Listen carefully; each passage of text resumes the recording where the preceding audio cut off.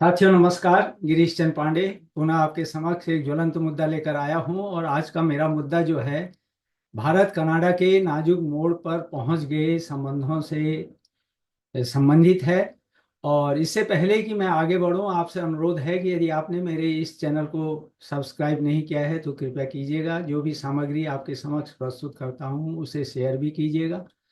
हाँ तो साथियों, लगता है कि कनाडा के प्रधानमंत्री जस्टिन ट्रूडो का विवादों से हमेशा का नाता रहा है। इसलिए 2023 से भारत के साथ नए नए विवाद पैदा करके उन्होंने दोनों देशों के संबंधों को एक प्रकार से रसातल पर पहुंचा दिया है।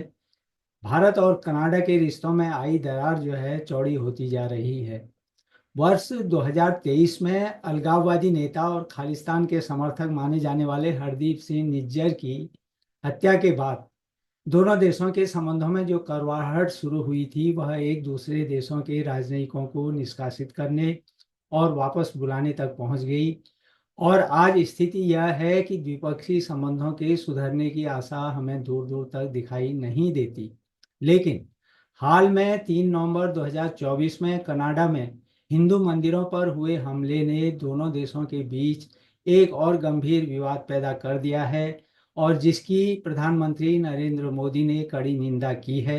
ध्यान रहे कि कनाडा के साथ विवाद शुरू होने के बाद से यानी 2023 से प्रधानमंत्री नरेंद्र मोदी की यह पहली टिप्पणी है। इससे भी हम दोनों देशों के बीच बढ़ते तनाव का सहज अंदाजा लगा सकते हैं। प्रधानमंत्री ने इसे भारतीय राजनयिकों को धमकाने की कोशिश में एक कायराना हरकत बताया है। उन्होंने कहा कि हिंसा की ऐसी घटनाएं जो हैं देश का संकल्प कमजोर नहीं कर सकती। मोदी ने कनाडा सरकार से इस मामले में न्याय सुनिश्चित करने और कानून व्यवस्था बनाए रखने को भी कहा है। इससे पहले अगर हम देखें, कनाडा के उप विदेश मंत्री डेविड मॉरिसन ने केंद्रीय गृह मंत्री अमित शाह के विरुद्ध बेबुनियाद आरोप लगाकर इसे और हवा दी थी।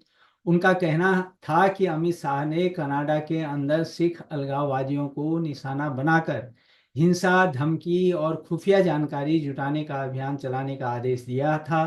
भारत ने यद्यपि उसी समय कनाडा के मंत्री की टिप्पणियों को लेकर कड़े शब्दों में विरोध दर्ज किया था और इसे बेतुका और निराधार बताया था और इनसे भी द्विपक्षीय संबंधों पर गंभीर असर पड़ने की बात भी कही थी। यानी जो उप विदेश मंत्री ने जो टिप्पणी की थी भारत के गृह मंत्री के प्रति।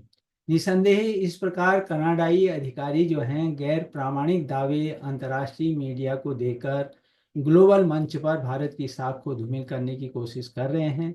दूसरी ओर भारत ने कनाडा पर तथ्यात्मक रूप से यह आरोप लगाया है कि वह राजनयिक परिपाटियों का घोर उल्लंघन करते हुए वहां भारतीय वाणिज्य दूतावास के कर्मचारियों को के ऑडियो और वीडियो में निगरानी रखकर उनका उत्पीड़न कर रहा है। उनकी बातचीत को भी इंटरसेप्ट यानी बाधित किया गया है। इस प्रकार कनाडा की इस कार्रवाई को एक प्रकार से भारतीय राजनयिकों की जासूसी करना ही भारत द्वारा माना गया। भारत ने इस संबंध में कनाडा सरकार के समक्ष औपचारिक रूप से विरोध दर्ज कराया है क्योंकि ये कार्रवाई जो है कूटनीतिक और राजनयिक समझौतों का स्पष्ट उल्लंघन है। साथियों, यही नहीं, कनाडा में दिवाली समारोह रद्द किए जाने को भी भारत ने दुर्भाग्यपूर्ण बताते हुए कहा कि कनाडा में असहिष्णुता जो है चरम पर पहुंच चुकी है और अभी भारत कनाडा में अध्ययन कर रहे विद्यार्थियों और अस्थायी कामगारों के बारे में चिंतित है। इसमें दो राय नहीं कि जस्टिन ट्रूडो जो है खालिस्तानी समर्थकों को खुश करने के अपने निजी राजनीतिक स्वार्थ के चक्कर में वे सारी हदें पार कर रहे हैं जिससे दोनों देशों के संबंध निरंतर बिगड़ते जा रहे हैं। जस्टिन ट्रूडो जो है सरकार ने अपने आधिकारिक दस्तावेज में पहली बार भारत को दुश्मन देशों की सूची में डाला है और कनाडा की जो जासूसी एजेंसी है कम्युनिकेशन सिक्योरिटी एस्टेब्लिशमेंट सीएसई ने राष्ट्रीय साइबर खतरा आकलन 2025-26 की रिपोर्ट में भारत का नाम जो है खतरे वाले देशों में शामिल किया है। भारत को चीन है, रूस है, ईरान और उत्तर कोरिया के साथ पांचवें राज्य के विरोधी के रूप में सूचीबद्ध किया गया है। और इसमें जो है भारत को कनाडा का विरोधी देश कहा गया है। तो इससे भी जो है संबंध का बिगड़ते संबंधों का हम सहज अनुमान लगा सकते हैं। साथियों, रिपोर्ट में कहा गया है, उसको मैं कोट कर रहा हूँ, हमारा आकलन है कि भारत सरकार द्वारा प्रायोजित साइबर खतरा पैदा करने वाले लोग जासूसी के उद्देश्य से कनाडा सरकार के नेटवर्क के खिलाफ साइबर खतरा गतिविधि संचालित कर सकते हैं। और इसमें आगे कहा गया है कि कनाडा और भारत के बीच जो आधिकारिक द्विपक्षीय संबंधों के कारण कनाडा के खिलाफ भारत सरकार द्वारा प्रायोजित साइबर खतरा गतिविधि को बढ़ावा मिलेगा। इसके अलावा कनाडा की ओर से भारत पर लगाए गए साइबर खतरे के इन आरोपों का जो है विदेश मंत्रालय ने जवाब देते हुए कहा है कि यह भारत सरकार पर हमला करने की कनाडाई जो रणनीति है उसका एक और उदाहरण है। और कनाडा जो है बिना किसी सबूत के भारत पर यह आरोप लगा रहा है और यह आरोप बिल्कुल बेबुनियाद और निराधार है। साथियों, यही नहीं, कनाडा की मीडिया ने दोनों देशों के बीच के तनाव को राजनयिक युद्ध बताया है। और लेकिन यह पहली बार नहीं है जबकि जस्टिन ट्रूडो ने भारत के साथ बेवजह का एक प्रकार से पंगा मोल लेकर मोल लिया है। और उनको अतीत में भी मुंह की खानी पड़ी है। और यहाँ तक कि ट्रूडो को जो है विवादों के चलते सार्वजनिक तौर पर माफ़ी भी मांगनी पड़ी है। इसके पहले जस्टिन ट्रूडो ने भारत के कृषि कानून विरोधी आंदोलन पर बेजा टिप्पणी भी की थी। निज्जर हत्याकांड को लेकर उनकी सरकार ने भारत पर आरोप जड़ दिया था, लेकिन कोई ठोस सबूत नहीं देने से उनको अपने ही देश में तीखी आलोचनाओं का सामना करना पड़ा।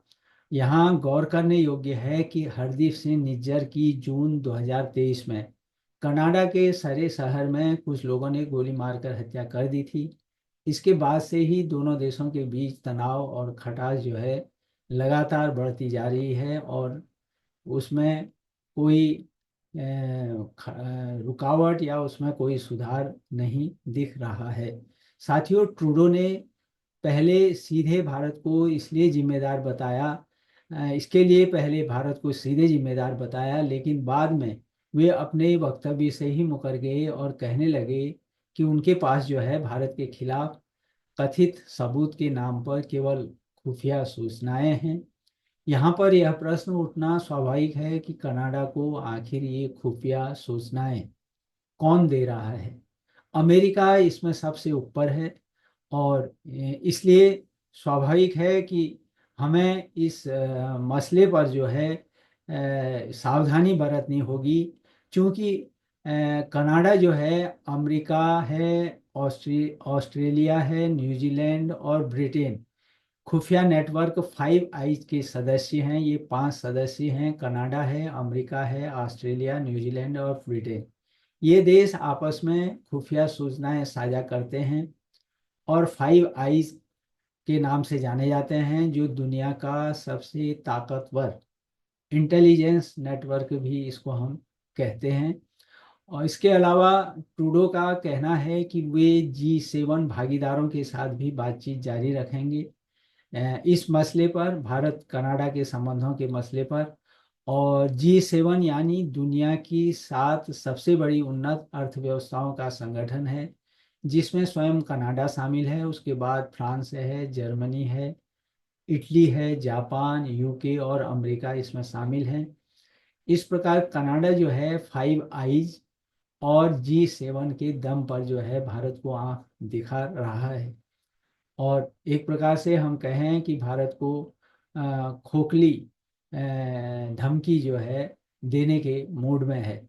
साथियों, ऐसी स्थिति में भारत को अमेरिका से भी सतर्क रहना होगा, क्योंकि खालिस्तानी आतंकी गुरुपतवंत सिंह पन्नू की हत्या की कथित साजिश को तूल देकर अमेरिका भी जो है भारत पर बेजान दबाव उसने बना रहा है। वह अमेरिका अमेरिका भारत की तमाम शिकायतों के बाद भी पन्नू के खिलाफ कार्रवाई नहीं कर रहा है, और यही रवैया कनाडा का भी है। वह जो पन्नू है वह उन गैंगस्टरों और खालिस्तानी चरमपंथियों के खिलाफ अमेरिका जो है उन गैंगस्टरों और खालिस्तानी चरमपंथियों के खिलाफ कुछ नहीं कर रहा है, जिनके विरुद्ध भारत जो है कार्रवाई करने की बार बार मांग कर रहा है। इस प्रकार निज्जर मसले पर भारत को बदनाम करने का ट्रूडो का रवैया निश्चित तौर पर उनकी अपरिपक्वता को दिखाता है। निज्जर को भारत ने आतंकी और भगोड़ा घोषित कर रखा था। यह जानते हुए भी ट्रूडो सरकार ने उसे नागरिकता प्रदान की, जबकि पहले उसे संदिग्ध अपराधी और अवैध तरीके से कनाडा में प्रवेश करने वाला वहां की सरकार मान रही थी। साथियों, यह भी विचित्र है कि जस्टिन ट्रूडो जो है निज्जर की हत्या में भारत का हाथ बता रहे हैं, जबकि उनकी हत्या में 4 लोगों को उनकी पुलिस ने ही, यानी कनाडा की पुलिस ने ही गिरफ्तार किया हुआ है।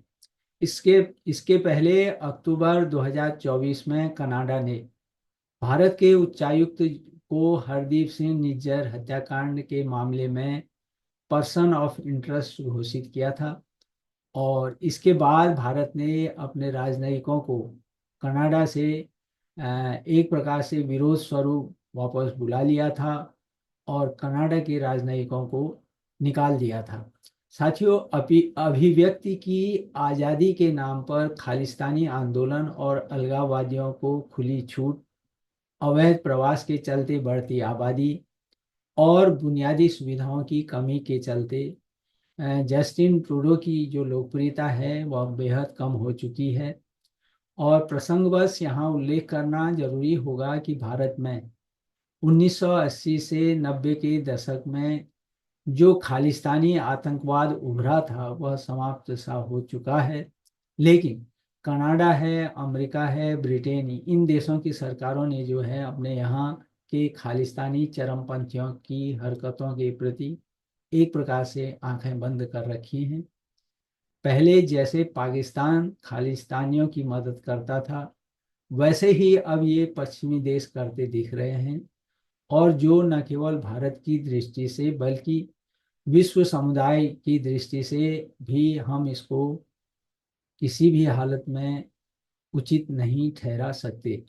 साथियों, पाकिस्तान पोषित खालिस्तानी आतंकवाद के चलते पंजाब में हजारों लोगों की जानें गई थी, लेकिन कनाडा, अमेरिका आदि इसकी अनदेखी कर रहे हैं। वे खालिस्तानी चरमपंथियों और आतंकियों के कृत्यों की निंदा करने को भी तैयार नहीं हैं। कनाडा ने तो एयर इंडिया के विमान को विस्फोट से उड़ाने की साजिश रचने वाले खालिस्तानी आतंकियों को भी अ, दंडित करने के लिए, मतलब कनाडा जो है तैयार नहीं है। भारत और कनाडा में जारी कूटनीतिक विवाद के बीच कनाडा के एक लिबरल सांसद ने प्रधानमंत्री जस्टिन ट्रूडो से अगले चुनाव से पहले पार्टी नेता के पद से इस्तीफा देने को कहा है। कनाडा के सांसद सीन केसी का कहना है कि देश के लोग जस्टिन ट्रूडो को अब और बर्दाश्त नहीं कर सकते, और यह वास्तव में हकीकत है जो उन्होंने एक प्रकार से जस्टिन ट्रूडो के खिलाफ बयां की है।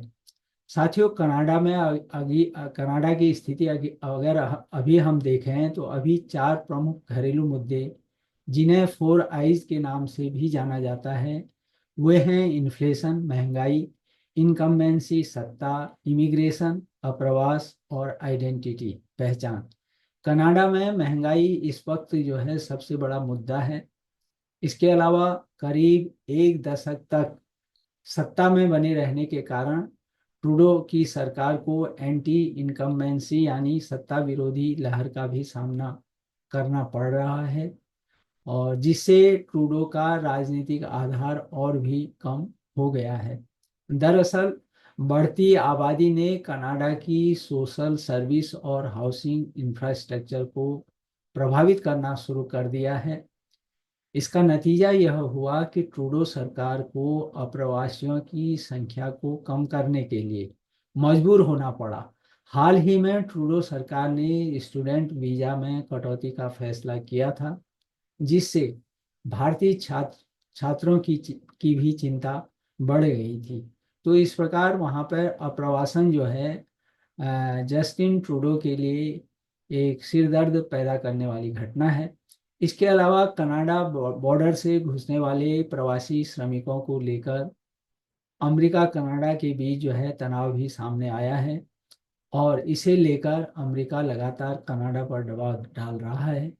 और आज जबकि अमेरिका में ट्रंप के सत्ता में वापस आने की वापस आए हैं ट्रंप राष्ट्रपति के तौर पर, तो उस स्थिति में दोनों देशों के बीच इस मसले पर और आगे तनाव बढ़ना स्वाभाविक है। साथियों, यही नहीं, 2023 में कनाडा की खुफिया एजेंसी ने खुलासा किया था कि 2019 और 2021 के चुनाव में चीन ने कनाडा के चुनाव में दखलंदाजी की है।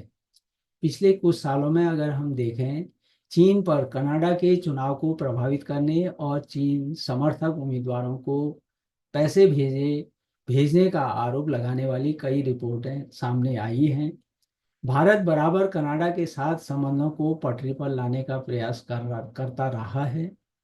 इसका प्रत्यक्ष प्रमाण यही है कि प्रधानमंत्री नरेंद्र मोदी जस्टिन ट्रूडो से जस्टिन ट्रूडो के साथ बराबर संपर्क में रहे हैं।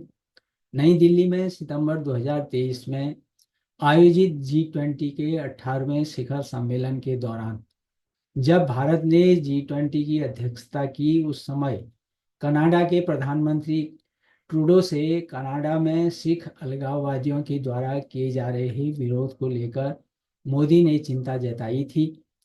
और जबकि इससे कुछ दिन पहले ओटावा ने यानी कनाडा ने भारत के साथ early progress trade agreement EPTA पर चर्चा करने से रोक लगा दी थी। इसका मतलब यही था कि कनाडा जो है भारत के साथ आर्थिक संबंधों को एक प्रकार से उसमें रुकावट पैदा कर रहा है। इटली में 15 जून 2024 को आयोजित G7 आउटरीच शिखर सम्मेलन के दौरान भी मोदी और ट्रूडो की मुलाकात हुई थी, और इसके बाद ट्रूडो ने कहा था कि भारत और कनाडा कुछ बहुत अहम मुद्दों से निपटने के लिए एक साथ काम करने पर राजी हुए हैं। इसके बाद 11 अक्टूबर 2024 को मोदी और ट्रूडो की वियंतियाने लाओस में थोड़ी देर के लिए बातचीत हुई थी, लेकिन लगता है कि ट्रूडो पर इस बातचीत का प्रधानमंत्री नरेंद्र मोदी के साथ की बातचीत जो हुई है उसका कोई असर नहीं पड़ा है।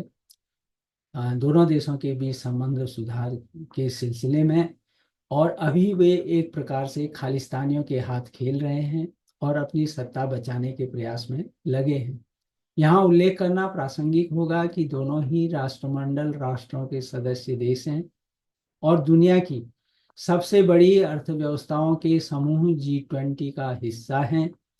2023 में अगर हम देखें, दोनों देशों के बीच द्विपक्षीय व्यापार $9.36 बिलियन का था, जिसमें कनाडा को भारत का निर्यात $5.56 बिलियन और भारत को कनाडा का निर्यात $3.80 बिलियन का था। आज कनाडा जो है विश्व में सबसे बड़ी भारतीय प्रवासी आबादी में से एक की मेजबानी करता है, यानी वहाँ पर भारतीय प्रवासी जो हैं सर्वाधिक रहते हैं, और इस देश में भारतीय मूल के 16 लाख से भी अधिक लोग इस समय हैं, जो कनाडा की कुल आबादी का अगर हम प्रतिशत के हिसाब से देखें तो 3% से भी अधिक हैं। इसलिए देखना होगा कि कब कनाडा में अंदरूनी राजनीति के समीकरण बदलते हैं, या कब वहाँ की सरकार अंतर्राष्ट्रीय मामलों को घरेलू राजनीति के दबावों से अलग रखने का अनुशासन दिखा पाती है। हम तो यही चाहेंगे कि भारत कनाडा के संबंध शीघ्र पटरी पर आए और दोनों देशों के बीच संबंध जो हैं सुधरे। तो साथियों, यही आज का मेरा मुद्दा था जो मैंने आपके समक्ष शेयर किया, बांटा। जो भी आप अपनी टिप्पणी दें, अवश्य दें, पसंद नापसंद दोनों का मैं हमेशा स्वागत करता हूं। और जैसा मैं बराबर कहते आया हूं कि बाजार में मेरी कुछ पुस्तकें उपलब्ध हैं जिनका मैं लिंक दे रहा हूं डिस्क्रिप्शन के साथ। और अगर आप अध्ययन करना चाहें तो अवश्य लाभान्वित होंगे, ऐसी मुझे मुझे आशा है। तो पुनः मिलता हूं आपसे फिर किसी नए ज्वलंत मुद्दे पर। तब तक के लिए नमस्कार।